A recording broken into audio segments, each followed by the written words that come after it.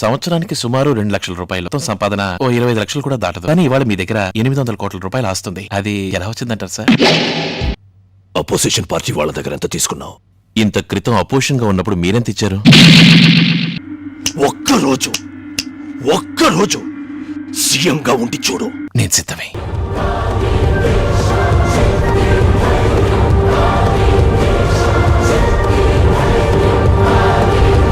రాష్ట్ర ప్రజలందరూ ఒక్కొక్క ఎన్నికల్లోనూ రాబోయే ముఖ్యమంత్రి వాళ్లకేదో మంచి చేస్తారనే నమ్మకంతోనే ఓట్లు వేస్తున్నారు.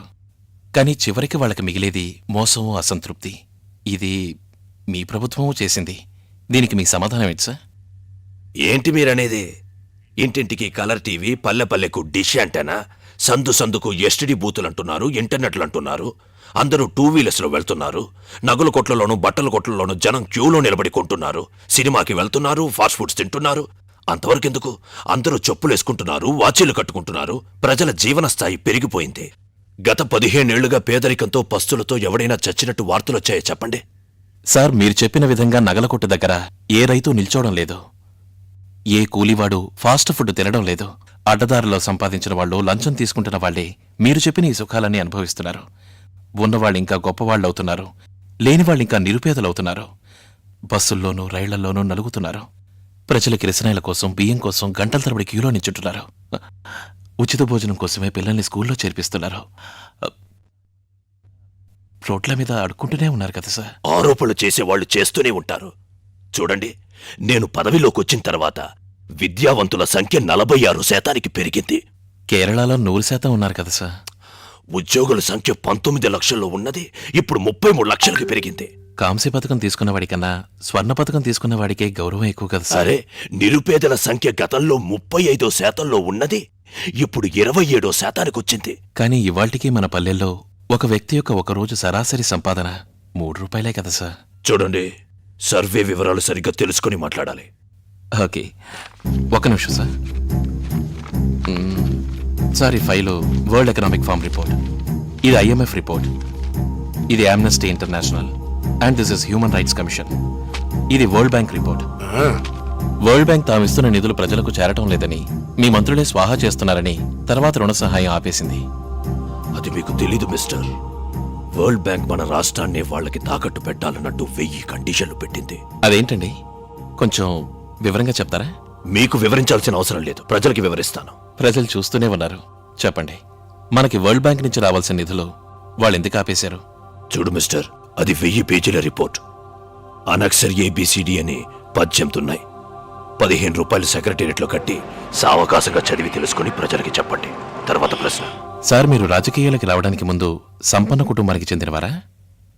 కాదు బాబు, సాధారణమైన నిరుపేద రైతు కుటుంబం. ఆహా. మీ జీతం ఎంత సార్? అదే, మీ జీతం ఎంత అని. మినహాయింపులు పోను 18,000 రూపాయలు వస్తాయి. అంటే సంవత్సరానికి సుమారు 2 లక్షల రూపాయలు. సో ఎలా చూసినా ఇన్ని సంవత్సరాలుగా మీ మొత్తం సంపాదన ఓ 25 లక్షలు కూడా దాటదు. కానీ ఇవాళ మీ దగ్గర 800 కోట్ల రూపాయలు ఆస్తుంది. అది ఎలా వచ్చిందంటారు సార్? ఇరుక్కున్నాడు మంత్రి గారు. ఈ ఆరోపణ నిరాధారమైంది. కావాలంటే కేసు పెట్టండి. న్యాయస్థానంలో నేను నిర్దోషిని నిరూపించుకోవడానికి రెడీ. కేసా? 10-15 సంవత్సరాలుగా విచారణకు నోచుకోక పెండింగ్ లో ఉన్న కేసుల సంఖ్య మాత్రమే 14 లక్షలు. నేరస్తులు ఏ భయమూ లేకుండా తిరిగి తప్పులు చేయడానికి మూల కారణమే ఈ ఆలస్యం అని నేనంటం లేదు. హ్యూమన్ రైట్ కమిషన్ రిపోర్ట్ అంటుంది. జ్ఞాపకం ఉందా? చూసినట్టే ఉంది. మీ ఎన్నికల వాగ్దానాల పుస్తకం గుర్తొచ్చిందా? ఎలా మర్చిపోతాను? పుస్తకం రాసిందే నేను కదా. ఒక్కొక్క వాగ్దానం మనసులో ముద్రించుకుంది.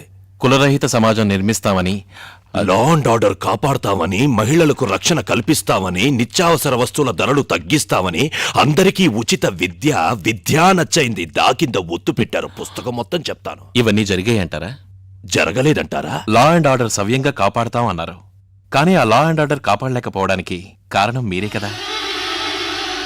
కులరహిత సమాజాన్ని నిర్మిస్తామన్నారు. కానీ ఆ కులాల కొమ్ములాటిని రెచ్చగొట్టేది మీరే కదా. మిస్టర్, నా కోపం తెప్పించాలన్న ఉద్దేశంతోనే అడుగుతున్నారా? నా ఉద్దేశం అది కాదు సార్. ప్రజలు నిజాన్ని తెలుసుకోవాలి. అటు చూడండి.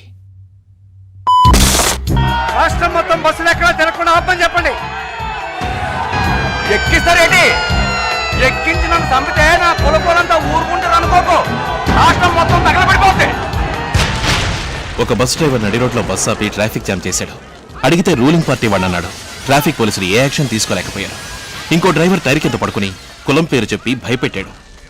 ఒక పోలీస్ కమిషనర్ తన డ్యూటీ సరిగ్గా చేయలేకపోయాడు. మిమ్మల్ని చర్య తీసుకోమంటే ఎక్కడ ఆ కులస్తుల సపోర్ట్ పోతుందో అన్న భయంతో ఎలాంటి చర్య తీసుకోకుండా మౌనంగా ఉన్నారు. రాష్ట్రం తగలబడిపోయింది. దాని గురించి మీకు ఏ దిగులు లేదు. ఎందరో ప్రజలు ఇబ్బందుల పాలయ్యారు. దాని గురించి మీకు ఏ దిగులు లేదు. 300 కోట్ల రూపాయల నష్టం వాటిల్లింది. అది మీకు ముఖ్యం కాదు. మీకున్నదొక్కటే లక్ష్యం, మీ పదవిని వదులుకోకూడదు, అంతేగా?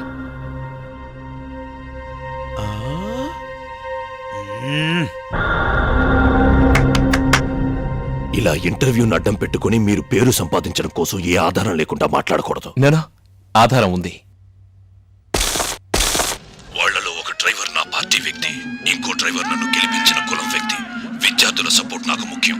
వాళ్లలో నువ్వు ఎవరి మీద చేయి చేసుకున్నా గొడవే. ఏ commissioner, no arrest, no tear gas.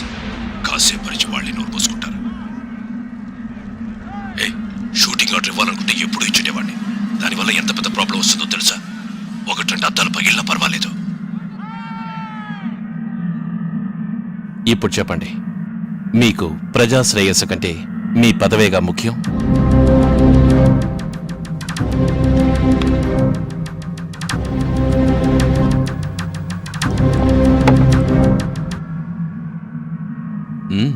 చెప్పండి. అయ్యో అవుట్. What's going on? సోదరు గారు గాలి తీశాడు.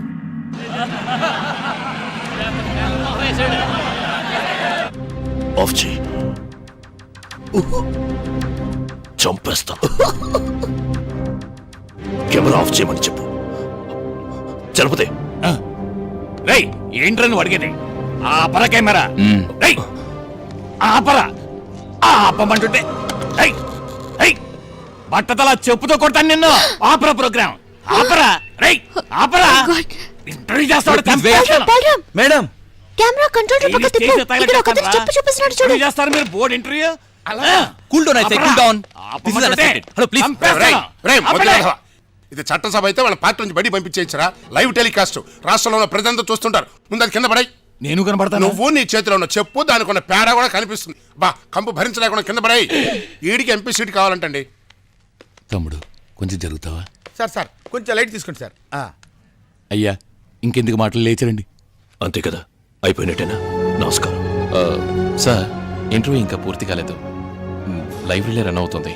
ప్రజలందరూ చూస్తున్నారు. నేను అడిగిన ప్రశ్నకి మీరు ఇంకా సమాధానం చెప్పలేదు. సో ప్లీజ్ కూర్చోండి.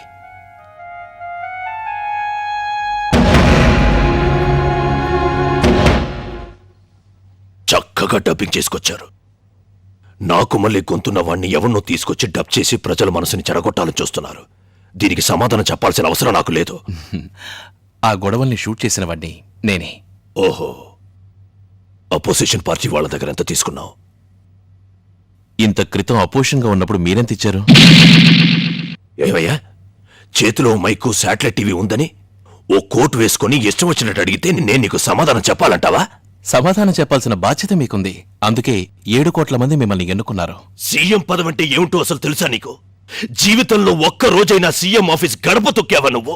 వచ్చి చూడు, ఒక రోజుకి ఎంతమంది వచ్చి నన్ను కలుస్తారు. ఎన్ని సందేహాలు, ఎన్ని కన్నీళ్లు, ఎన్ని కృతజ్ఞతలు, ఎన్ని నిరసనలు, ఎన్ని పూలదండలు, ఎన్ని బందులు, ఎన్ని చిక్కులు, ఎన్ని టెన్షన్లు కూర్చున్న వాడికేనయ్యా తెలిసేది. ఏదైనా విన్నామా చేశామా అన్నట్టు ఉండకూడదు. ఒక గొడవ జరిగితే దాని మూలమేమిటో తెలుసుకుని రేపు ఎవరికి ఏ ఇబ్బందులు కలగని విధంగా నిర్ణయం తీసుకోవాలి. అదే నేను చేసింది. సులభంగా పరిష్కరించాల్సిన సమస్యని మీ స్వలాభం కోసం పెద్ద సమస్యను చేసి ఇప్పుడు కప్పగెత్తులేస్తున్నారే. మంటల్లో చేతులు పెడితే కాల్తాయంటున్నాను. నీకర్థం కాలా? నువ్వు పెట్టి చూడు, అప్పుడు తెలుస్తుంది. ఒక్కరోజు సీఎంగా ఉండి చూడు, అప్పుడు అర్థమవుతుంది. ఇది సరైన సమాధానం కాదే. నేనేమిటి మీ సీట్లో కూర్చోడం ఏమిటి? ఇది వినటానికి బాగుండొచ్చు, కానీ జరిగే పని కాదు. జరుగుతుంది. రాజకీయ చట్టంలో దీనికి అవకాశం ఉంది. చిన్న ఆర్డినెన్స్ వేద్దాం. ఒక్కరోజు ఉండవయ్యా. నేనా? మీరు జోక్ చేస్తున్నారు. నేను సీరియస్ గానే అంటున్నాను. ఒక్కరోజు నువ్వు నా కుర్చీలో కూర్చొని చూడు. నా కుర్చీ ఒక ముళ్ళ పాన్పని, నా పదవి ఒక ముళ్ళ కిరీటమని నువ్వే తెలుసుకుంటావు. దాంతో ఏం చెయ్యొచ్చో ఏం చెయ్యకూడదో నీకప్పుడు అర్థమవుతుంది. ఆ తర్వాత ముఖ్యమంత్రి పదవి ఎంత కష్టమైందో నువ్వే నా ప్రజలకి చెప్పచ్చు.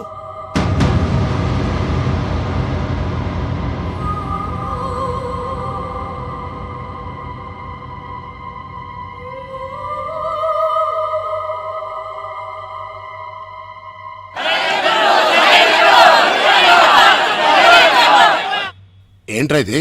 సీఎం సీట్లు వన్డే మ్యాచ్ ఆడుకుంటున్నారా? మన సీఎం బీహార్ వెళ్ళి వచ్చినప్పటి నుంచి అదో టైప్గా మాట్లాడుతున్నాడు. వద్దు సార్, అది నా పని కాదు. వినగానే జంకుతున్నా చూసావా? అందుకే అధినేతలతో ఆడుకోకూడదు. అంటి అంటనట్టున్న చలి కాచుకోవచ్చు, అగ్గి అంటుకుంటే తనువు కాలిపోవచ్చన్నారు. ఇందుకే నీలాంటి వ్యక్తికి ఒక బాధ్యత ఇస్తూ డైరెక్ట్గా సవాల్ చేస్తే వెనకడుగు వేస్తున్నావు. ఏంటి ఉండి చూస్తావా ఒకరోజు?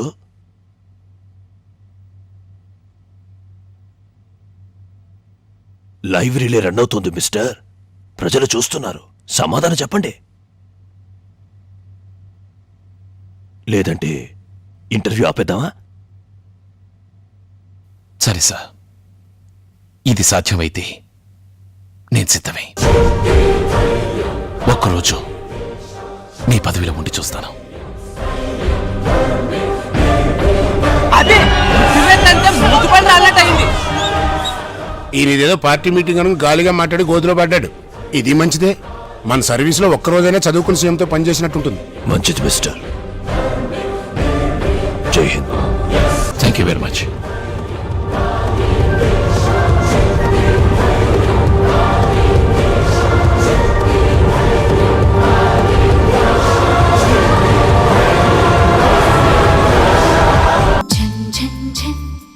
తెలుగు వన్